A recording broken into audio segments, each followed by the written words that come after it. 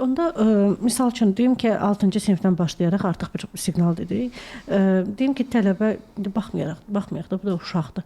Deyim ki, öz hədəfini seçdi. Amma çatır 11-ci sinifə deyir ki, yox, mən tamamilə dəyişmək istəyirəm sferamı. Tamam başqa bir sahəyə getmək istəyirəm. Bu da artıq bura qədər sən bir əziyyət çəkmirsən və bundan sonra da artıq sən risk faktoruna girirsən. Bax, belə olanda, fikir dəyişikliyi olanda onda necə, misal üçün, idarə eləmək olur ki?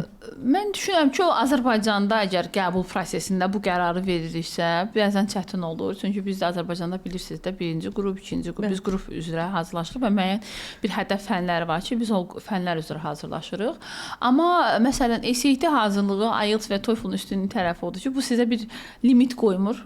SAT ilə biz tələbəni istənilən fakültəyə müraciət edə bilərik. Ekonomi də ola bilər, psixologiya da ola bilər, nə bilim, finance da ola bilər, hüquq da ola bilər və s. Yəni bu bizə beynəlxalq imtahanların üstünlüyü odur ki, onlar bizə fakültə seçimində limitlər, məhdudiyyətlər qoymur və biz istənilən fakültəni seçə bilərik. Bəzi təbii ki, tibb təhsilində biraz tibb bilirsiniz, dünyanın hər yerində seçicidir və müəyyən şərtləri var.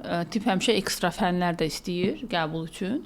Amma ümumiyyətlə belə baxsaq, yəni əgər siz SAT ilə hazırlaşırsınızsa, yəni ən son anda, kritik anda tutaq ki, dünənə kimi maliyyəçi olmaq istəyirsiniz, bu gün həm arxitektor olmaq istəyirsinizsə, elə böyük bir ciddi problem yaratmır. Düzdür, yenə də bəzi ixtisas arxitektora özü də, memarlıq da biraz portfolio falan da tələb edilir, uşağın qabiliyyəti falan, amma bəzi fənlərə keçid eləmək elə böyük bir dramatik, belə deyək, kaos yaratmır. Amma Azərbaycandakı hazırlaşma sistemi, tutaq ki, mən 11 il tibb hazırlaşım və 11 ildən sonra düşünürüm ki, mən tibb istəmirəm, hüquq istəyirəm.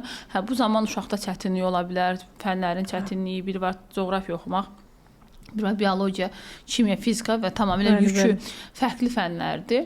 Yəni bu şəkildə problem yaşayırıq biz Azərbaycanın qrup fənlərində. Amma yəni xaricdə təhsildə bu şükür ki, elə bir problem olmur. Amma onda da düzgün yönləndirmək lazımdır. Bu da əgər belə bir problem valideyn yaşayırsa, demək ki, düzgün yönləndirilməyib zamanından. Yəni biz 10-cu sinifdə uşağa hər dəfə sual verirsən ki, hədəfin nədir? Biz hədəfə doğru getməliyik. Bəzən valideynlər gəlir, 10 dənə universitet siyahısı verir ki, müraciət edə hansı bir ölkə olur olsun, hamısını verək. O da bir yanlış yanaşmadır, mən düşünürəm. İnsan getdiyi ölkəni də seçməlidir, araşdırmalıdır. Və ümumiyyətlə hara düşərik əslində belə. Bəli, mən ümumiyyətlə həyatı boyu elə insanları başa düşməmişəm. Mən özüm həmişə dilçi olmaq istəmişəm və mən 1-ci il, 2-ci il universitetə girdim və yüksək balanda baya kəsilmişdim. Mən hamı dedi ki, 2-ci tura ver, nə tarixə düşərsən, nəyə düşərsən. Mən amma deyirdim ki, mən özümü dilçi olaraq görmək istəyirəm bu həyatda. Yəni mən ümumiyyətlə insanlar var, 7 il mezunluqda oxuyur, tibb universitetinə girmək çox çətindir. Tibbi atır və gedir tamamilə başqa bir sektorda olur.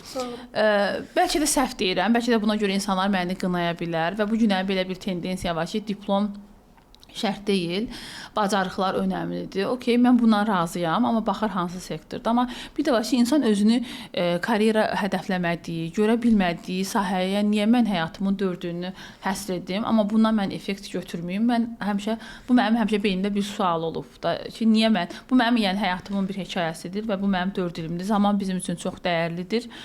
Mən fayda almayacağım şeyi niyə zaman keçirim?